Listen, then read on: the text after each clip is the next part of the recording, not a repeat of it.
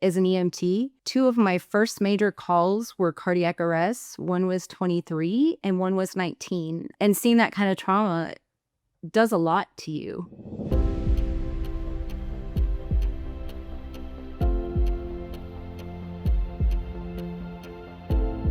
I think it really comes from having these situations that you face over and over again that you can do nothing about. You see things that are so painful and difficult over and over and over again. So you kind of start to reach this burnout stage where, because you can't solve a person's problem, you aren't compassionate toward it.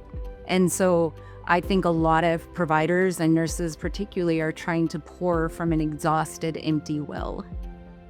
I'll go back to the story of my grandfather. He was a 49-year-old police officer. He'd seen his physician with a couple of months' history of chest pain and was sent home as a hypochondriac. He died the next day on a boat with my mom and dad, and they had to perform CPR. Growing up with that childhood experience, I knew that I needed to be an advocate for any patient who walked in the door so that nobody else experienced that kind of loss that felt so preventable. One thing I used to tell new ER nurses or something, I'd say, even though this patient's experience isn't the worst thing we've had come in today, this may be their worst experience of their whole year, and that everybody deserves to be treated with that same understanding. About 20 years ago, I started experiencing some autoimmune type symptoms. Within 2 years, found myself disabled and unable to work, and I spent 3 months in the ICU. And then it took about 10 years to get where I am now. And that experience of having no one listen to me for those first 2 years, when I said something is wrong. I ran triathlons.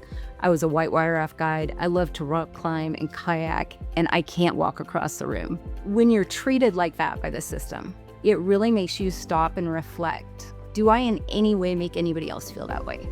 That purpose of being able to help someone else and that my experience had meaning drove me to keep going and keep using it for good. I think to keep from experiencing compassion fatigue, it's important to engage in your own personal self-care. The more we realize that we are someone outside of our profession and we take care of ourselves outside of that profession and we invest in other interests, the more we're going to have to give to the people when they need it. It's okay to take a step back and say, do I need the nurse right now? Do I need someone to take care of me at this moment? Because you are your most important patient every day, no matter what.